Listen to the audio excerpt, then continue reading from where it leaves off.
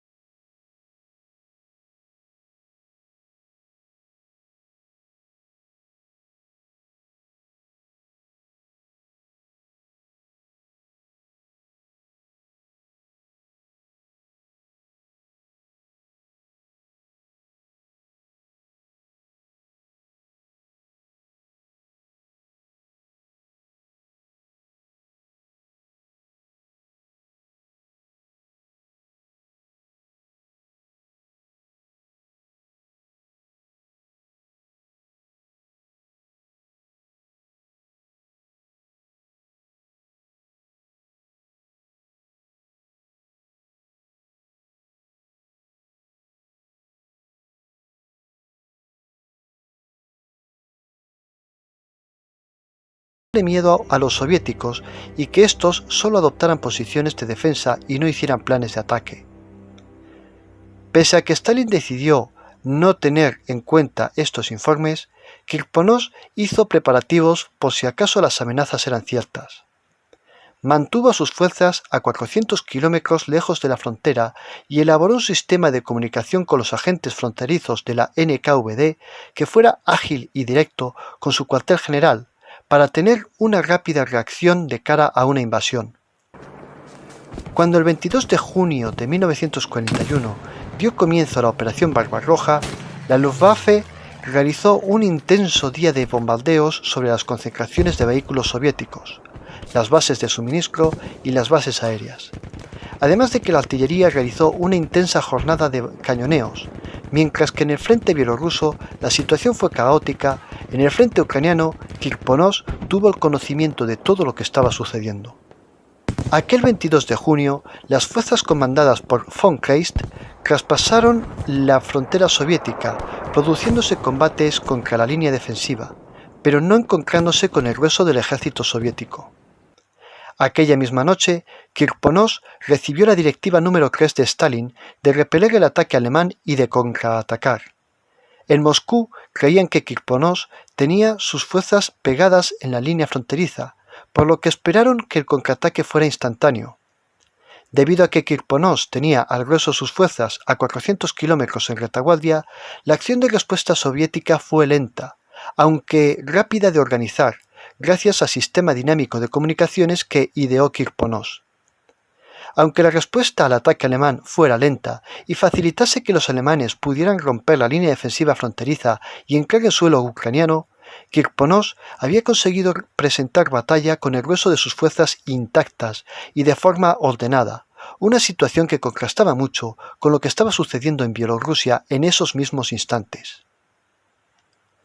Los alemanes tenían la misión de atacar Kiev, un importantísimo eje de comunicaciones que los soviéticos podrían utilizar para enviar refuerzos a Minsk. La ofensiva alemana debía hacerse en dos fases. Primero los alemanes debían cruzar los puentes del río Bug y apoderarse de Rovno y Korosten, para cortar la línea ferroviaria que unía Leópolis con Kiev. El Estado Mayor alemán había dispuesto que dicho objetivo debía de haberse cumplido el 25 de junio. Kirponos había estudiado la técnica alemana de la Blitzkrieg, la guerra relámpago, que era muy novedosa porque combinaba los ataques aéreos con el movimiento de fuerzas blindadas y motorizadas que rompían la línea del frente cortando las vías de suministro enemigas, dejando atrás a los enemigos defendiéndose de la infantería encargada de acabar con los focos de resistencia. Por lo tanto, el general soviético entendió que a dicha táctica de movimiento rápido había que combatirla también con fuerzas acorazadas y motorizadas, además de luchar por la superioridad aérea. Kirponos envió a la batalla a sus fuerzas blindadas y motorizadas mientras la aviación soviética las daba cobertura aérea, produciéndose en el aire una pugna entre las aviaciones de ambos bandos por el control del cielo. En el primer día de combates, tanto la Luftwaffe como la Fuerza Aérea Soviética sufrieron grandes pérdidas. El Hagelschwader 3 derribó 24 bombarderos soviéticos, mientras que los cazas soviéticos derribaron 28 aviones alemanes. La aviación soviética quiso contrarrestar los ataques aéreos enemigos, mandando oleadas de bombarderos para detener el avance alemán, pero los pilotos soviéticos no tenían experiencia en combate y se estaban midiendo contra pilotos expertos que habían perfeccionado sus tácticas en combate aéreo. En tan solo 3 días de lucha, del total de 251 bombarderos Tupolev SB, los soviéticos perdieron 231 aparatos de ese modelo. La Luftwaffe también quedó muy tocada y se vio obligada a reducir su actividad. Mientras las fuerzas alemanas se adentraban en territorio soviético, aproximándose sobre Dubno, los soviéticos habían acumulado sus fuerzas blindadas en Rovno, Sokal y Radekov, dispuestos a lanzar un contraataque con movimiento de tenaza para embolsar a los alemanes en Dubno.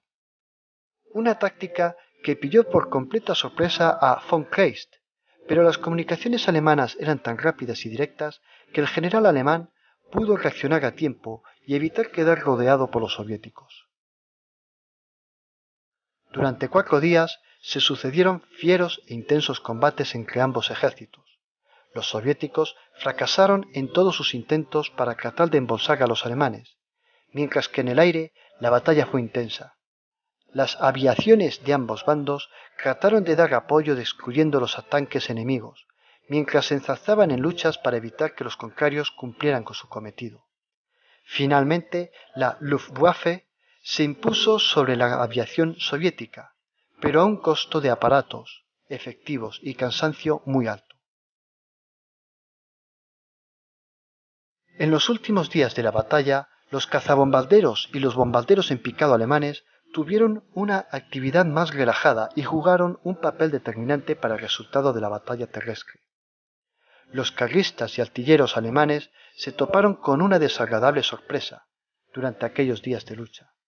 Fue el primer encuentro que tenían los Panzer alemanes con el KV-1, el KV-2 y el mítico T-34 soviéticos.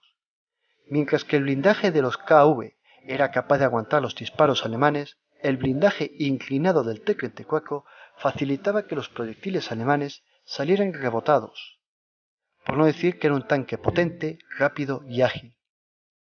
Estos tanques soviéticos se convirtieron en los primeros rivales capaces de hacerle frente a los Panzer, pero los tanquistas alemanes, experimentados en otras operaciones militares, usaron tácticas audaces para poder enfrentarse a los KV, que eran tanques fuertes y bien blindados, pero de manejo poco ágil, por lo que los alemanes podían acercarse a ellos, rodearlos y destruirlos disparándolos desde cerca.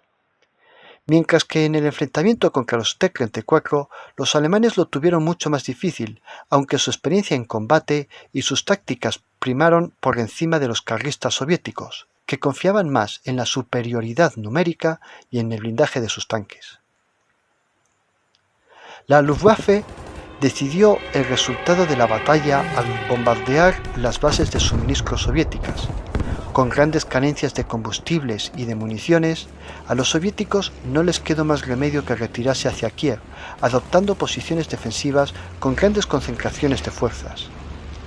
Lo que facilitó a los alemanes rodear varias de estas concentraciones que fueron aniquiladas o tuvieron que rendirse. El 30 de junio, los Panzer III del 1er Panzergruppe hicieron su entrada en Dubno y tuvieron que detener el avance sobre Kiev para reorganizarse. Los soviéticos usaron 1000 tanques en esta batalla, pero 800 tanques fueron destruidos o inhabilitados a causa de la carencia de combustible en los últimos días de la batalla. Como nota especial, hay que señalar que la Luftwaffe destruyó 200 tanques.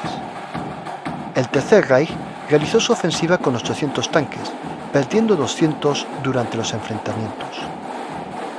Aunque los soviéticos no pudieron materializar su estrategia y la batalla de tanques que terminó en derrota, por lo menos consiguieron retrasar el avance alemán y detener el frente por un determinado tiempo, permitiendo que en Kiev se reagruparan los soviéticos y concentraran fuerzas para defender la ciudad. La acumulación de tantos efectivos soviéticos se convirtió en una seria amenaza para el ejército alemán que marchaba hacia Moscú y estaba luchando en la batalla de Smolensk, razón por la que el Estado Mayor alemán ordenó que también se concentraran sus divisiones en Ucrania para lanzar una ofensiva sobre Kiev. Si te ha gustado este vídeo, no dudes en darle al me gusta y en suscribirte al canal para ver más vídeos, además de escribir un comentario para decirme qué te ha parecido o de qué tema te gustaría que hablara en el próximo vídeo. Un saludo y que todo os vaya bien.